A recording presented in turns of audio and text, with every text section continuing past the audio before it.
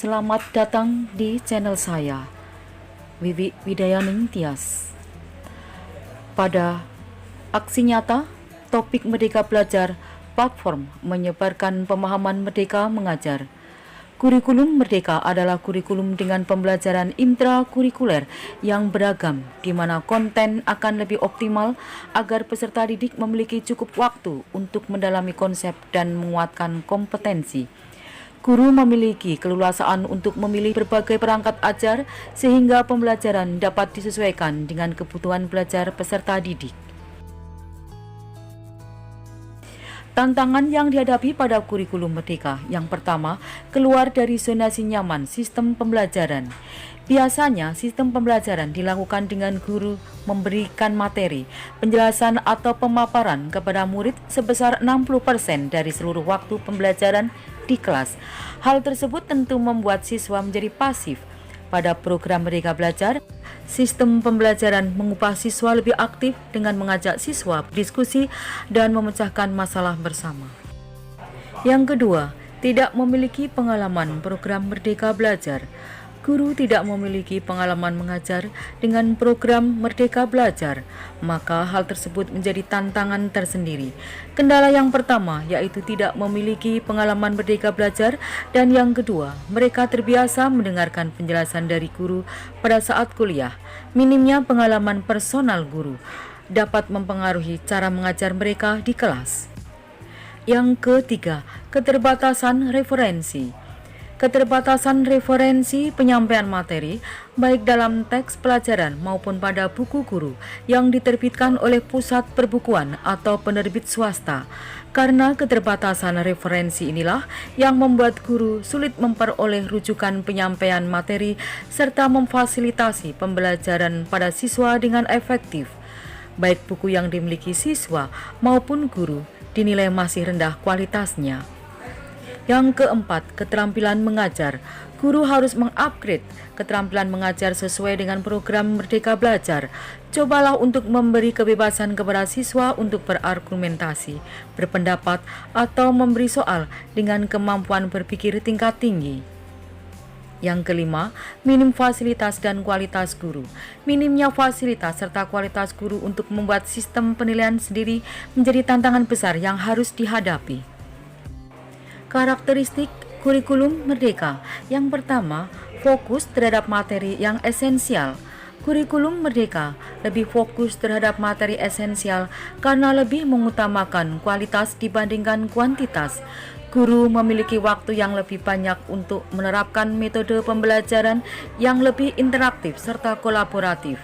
Beberapa contoh metode itu adalah pembelajaran dengan diskusi dan argumentasi, pembelajaran project-based learning, dan problem-based learning. Yang kedua, lebih fleksibel. Kurikulum Merdeka dinilai lebih fleksibel, artinya guru, siswa, dan sekolah lebih merdeka dalam melaksanakan kegiatan pembelajaran di sekolah. Sebagai contoh, siswa tidak lagi belajar di kelas dengan membaca buku atau sekadar menghafal, tetapi siswa bisa belajar di mana saja untuk membuat suatu karya atau proyek. Yang ketiga, tersedia perangkat ajar yang cukup banyak. Dalam kurikulum Merdeka, guru juga dibebaskan untuk menggunakan perangkat ajar yang cukup banyak, mulai dari buku teks, asesmen literasi dan numerasi, modul ajar, dan lain-lain. Selain itu, Kemdikbud mengeluarkan aplikasi Android dan website, yaitu platform Merdeka Belajar yang bisa digunakan guru sesuai keperluan. Ada pula modul pelatihan yang dapat diikuti guru dan kepala sekolah. Berikutnya adalah ragam keterampilan guru dalam menerapkan Merdeka Belajar. Yang pertama, melakukan penentuan capaian pembelajaran. Capaian pembelajaran merupakan beberapa kompetensi serta karakter yang perlu dicapai oleh para peserta didik dalam menyelesaikan proses pembelajaran pada beberapa waktu tertentu. Yang kedua, menyusun alur tujuan pembelajaran atau ATP. ATP merupakan cara dan proses mengajar guru di mana capaian pembelajaran akan menjadi acuan.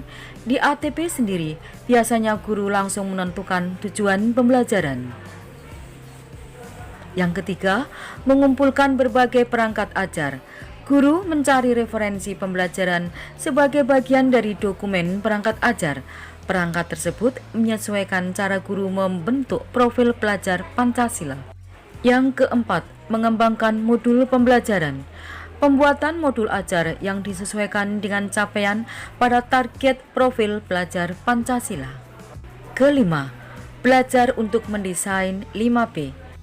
Keterampilan untuk bisa mendesain 5P yaitu proyek penguatan profil pelajar Pancasila. Proyek tersebut merupakan sebuah wadah untuk memberikan pengalaman pada peserta didik terutama di aspek keterampilan dan bagaimana menerapkan Pancasila dalam kehidupan nyata. Keunggulan dari kurikulum Merdeka. Yang pertama, lebih sederhana dan mendalam. Keunggulan kurikulum Merdeka Belajar adalah lebih fokus pada materi yang penting atau esensial, sehingga belajar lebih mendalam dan tidak terburu-buru. Yang kedua, lebih merdeka. Guru nantinya dapat mengajar sesuai tahapan capaian dan perkembangan peserta didik. Sekolah juga memiliki kebijakan untuk mengembangkan kurikulum sesuai dengan satuan pendidikan dan kemampuan kita sebagai siswa. Yang ketiga, lebih relevan dan interaktif. Kurikulum Merdeka Belajar bisa lebih relevan dan interaktif. Dalam artian, pelajaran akan lebih terkait pada hal-hal yang sedang terjadi dan bisa dijadikan bahan diskusi antar murid selama pelajaran. Siswa bisa mengenal hal-hal terbaru dan bisa mengembangkan kemampuan sosial peserta didik melalui diskusi. Selanjutnya, mari kita tahu tujuan pembelajaran topik Merdeka Belajar. Tujuannya adalah untuk menggali potensi terbesar para guru-guru sekolah dan murid serta meningkatkan kualitas pembelajaran secara mandiri. Demikian aksi nyata platform Merdeka Belajar. Terima kasih.